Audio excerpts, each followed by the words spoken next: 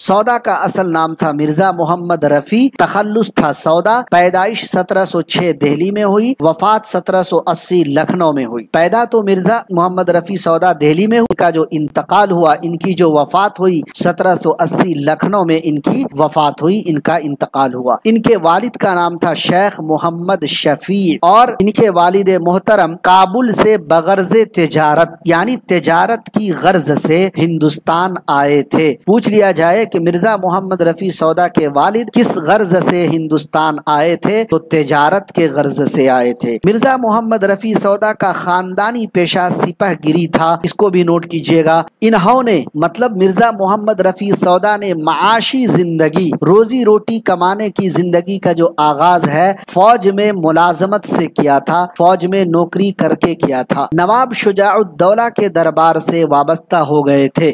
مرزا محمد رفیع سودا کن کے دربار سے وابستہ ہوئے تھے؟ تو نواب شجاع الدولہ کے دربار سے۔ اگلا پوائنٹ ہے کہ جب آصف الدولہ نے اپنا دارالسلطنت لکھنؤ منتقل کیا تو اس کے ساتھ سودا بھی چلے آئے، سودا بھی چلے گئے۔ نواب شجاع الدولہ کے دربار سے وابستہ ہوئے، اور ان کا جو دارالسلطنت تھا وہ تھا فیض آباد۔ کہاں تھا دوستو؟ فیض آباد تھا، اور فیض آباد نواب شجاع الدولہ کا دارالسلطنت تھا، ان کے دربار سے وابستہ ہو گئے۔ لیکن جب آصف الدولہ کی دور حکومت آیا، انہوں نے اپنے دارالسلطنت کو فیض آباد سے لکھنؤ منتقل کیا، تو اس کے ساتھ مرزا محمد رفیع سودا بھی فیض آباد سے لکھنؤ چلے گئے۔ آگے بڑھیں گے۔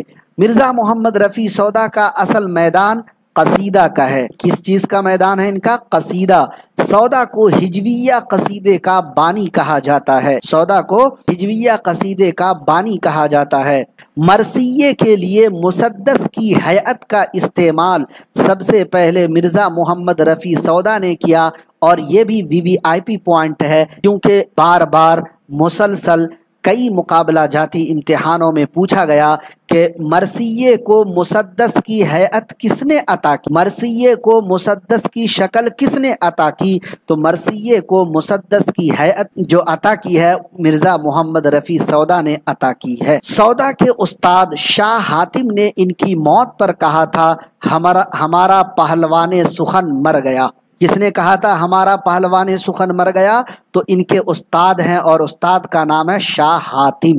ہمارا پہلوان سخن مر گیا کن کا قول ہے؟ تو شاہ حاتم کا ہے۔ کن کے بارے میں ہے؟ تو مرزا محمد رفیع سودا کے بارے میں۔ اگر القاب و خطاب کی بات کی جائے تو نواب آصف دولہ نے ان کو ملک الشعراء کا خطاب دیا تھا۔ سبیل ہدایت مرزا محمد رفیع سودا کے کلام کا مجموعہ ہے۔ باب الجنت، کوہ پیکر بہار، صبح صادق اور تضحیک روزگار مرزا محمد رفیع سودا کے مشہور قصائد ہیں۔ ان چاروں کے چاروں قصائد میں سب سے زیادہ شہرت حاصل کرنے والا قصیدہ تضحیک روزگار، جس کا دوسرا نام ہے در حجو کیا نام ہے؟ در حجو تضحیک روزگار۔ سودا کو قصیدے کا نقاش اول غلام حمدانی مصحفی نے کہا ہے۔ مرزا محمد رفیع سودا کو قصیدے کا نقاش اول کس نے کہا ہے؟ تو غلام حمدانی مصحفی نے کہا ہے۔ اردو میں قصیدہ نگاروں میں سودا سب کے سرخیل ہیں۔ عبدالسلام ندوی نے مرزا محمد رفیع سودا کے متعلق یہ بات کہی ہے۔ مرزا محمد رفیع سودا کو قصیدے میں صاحب ید بیضا میر حسن نے کہا ہے۔